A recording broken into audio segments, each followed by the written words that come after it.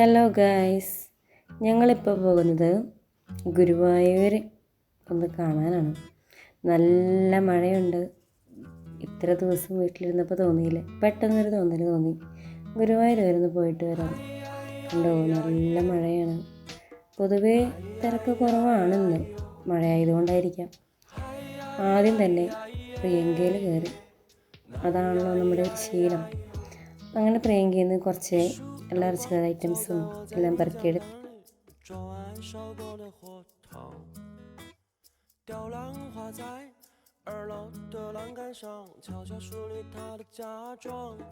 അവിടുത്തെ സാധനങ്ങളെല്ലാം കാണുമ്പോൾ നമുക്കെല്ലാം വാരി പെറുക്കി കൊണ്ടുപോകാനൊക്കെ തോന്നും. പക്ഷേ പറ്റില്ലല്ലോ.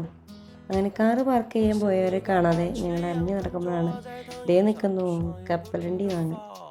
എന്നാൽ പിന്നെ കുറച്ച് കപ്പലണ്ടി കുറിക്കാമെന്ന് ഞങ്ങൾ വിചാരിച്ച് അങ്ങനെ നമ്മൾ ഗുരുവായൂർ അമ്പലനടയിലോട്ട് എത്തിയിരിക്കുകയാണ്.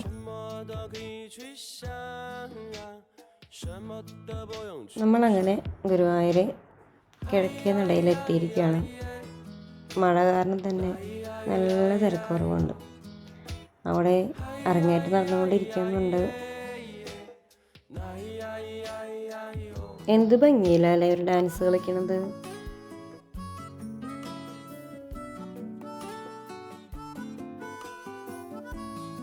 ഞങ്ങൾ ചെല്ലുമ്പോഴൊക്കെ ലേലം വിളിക്കുന്നത് കാണാറുണ്ട്. ഇന്ന് ലേലം വിളി കണ്ടില്ല. ഞങ്ങൾ നേരം വൈകിയത് കൊണ്ടായിരിക്കാം. അങ്ങനെ ഞങ്ങളവിടെ ഒരു സൈഡിൽ ഇരിപ്പായി. ഞങ്ങളവിടെ ഇരുന്ന് നേരം കൊണ്ട് എൻ്റെ മോളെയും കൊണ്ട് ആളിതാ പോയി കുറച്ച് വർത്താനം പറയാം. ആരോടാ? നമ്മുടെ സോൾജേഴ്സിൻ്റെ അടുത്ത്.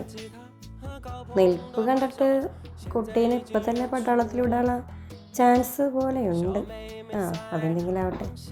അങ്ങനെ നമ്മൾ പിന്നെയും നടന്നു തുടങ്ങി. പിന്നെ ഞങ്ങൾ കുറച്ച് നേരം കുളക്കടവിൽ പോയി അവിടെ നിന്ന് മഴയൊക്കെ കണ്ട് തിരിച്ച് മെല്ലെ പോവാന്ന് പറഞ്ഞു. അപ്പോൾ തന്നെ അത്യാവശ്യം ലേറ്റായി ഉണ്ടായിരുന്നു.